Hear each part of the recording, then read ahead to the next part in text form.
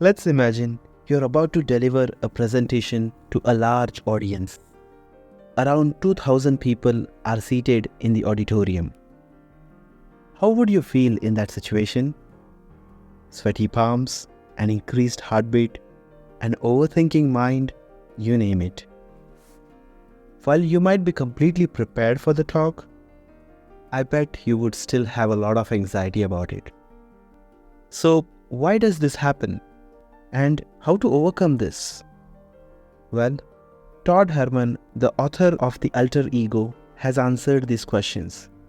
He says, just like how a nervous Clark Kent activates his alter ego and turns himself into a Superman, we too can activate our alter ego and use it in situations where the stakes are really high.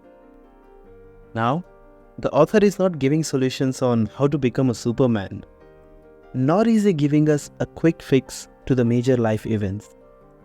Instead, he talks about how at the core of all human beings lie their creative forces that can be activated in crunch situations. Unfortunately, through years of mental conditioning, we are not able to access our creative forces to become the best version of ourselves. Now you might be asking yourself, how do I activate these forces? Or how do I create an alter ego? Let's dive into this.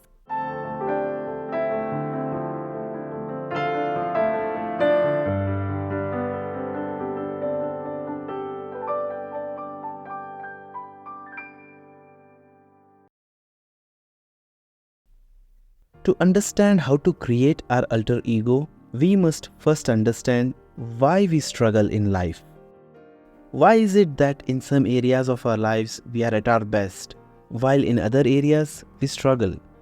What are the factors that cause this issue? The common forces that hold us back are things like not controlling our emotions, lacking self-confidence, worrying about what others may think of us, doubting our abilities, not being intentional enough, or just a bad attitude. Let us call them our enemies. We will understand how these enemies became so powerful that they hold us back in the areas that we want to be our best. The author explains that everyone has a core self. It is where all the possibilities exist. It's this deep inner core where a creative force resides, waiting to be activated by the power of intention. The core self is where your deep desires, aspirations, and dreams reside. Then you have your core drivers, where you will find what you deeply care about or deeply identify with. These give you a sense of purpose and can often be things people feel define them. Your deeper purpose could be related to family, community, nation, religion, or a noble cause. Next is the belief layer.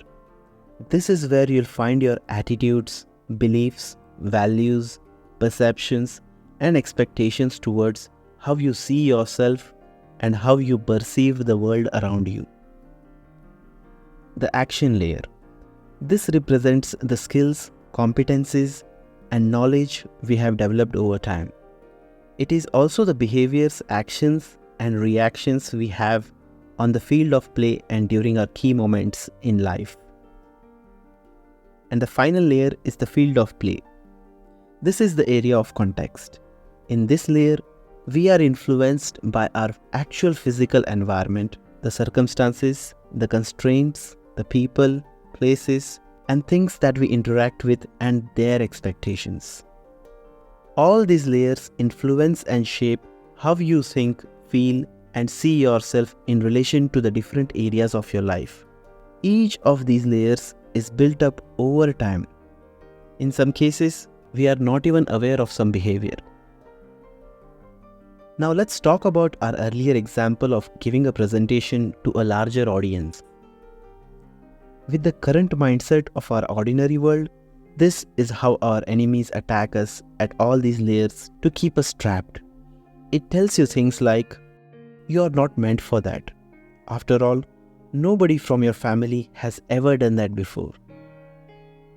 You don't believe in yourself because if you just take a look at your past, you have quit on a lot of things.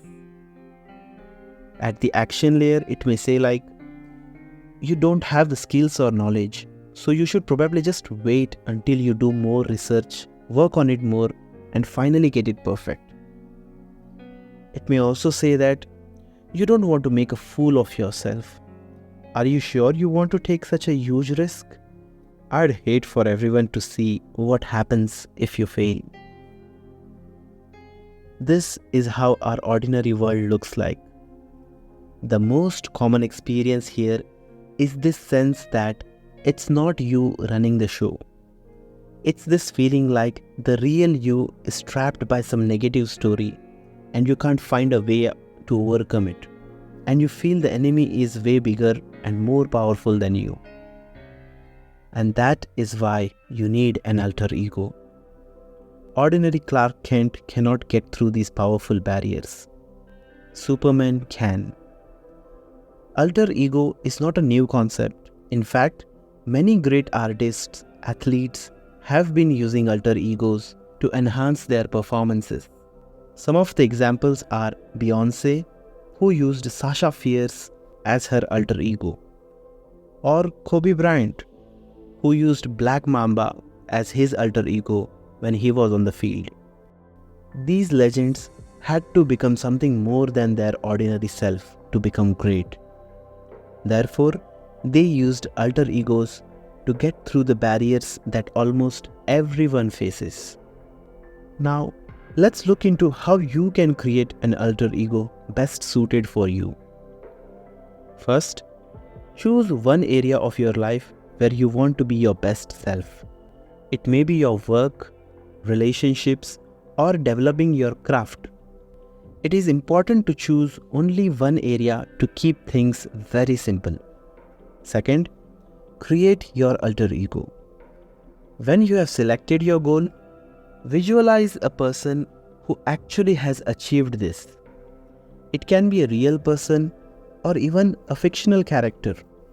The only condition is that you should be able to emotionally connect with this character, because emotions drive human beings to do great things in the world. For example, look at Superman. When he is in this costume, he means business. There are no distractions and he is here to get the job done. That's the emotion you need to evoke.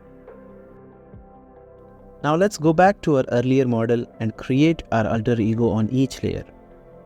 The field of play layer is the goal or area of improvement that you have chosen. The action layer is about how you want your alter ego to show up. Do you want your alter ego to talk calmly with an air of authority? Or do you want your alter ego to have the superpower of excitement and liveliness? Define these skills based on what you need. At the belief layer, you want to define the values, beliefs of your alter ego. For example, my alter ego believes he's a powerful presenter on the stage. His mere presence captivates and moves an audience. And finally, at the core drivers, you want to ask yourself, why do you want this? Finally, if you have made it to the end of this video, remember that whether you are chasing a big goal or pursuing a lifelong dream, your next step is to cross that threshold and begin. If you have liked the video, please share it with your friends and loved ones. Till then, I wish you a good luck in taking a step towards a better life. Thank you.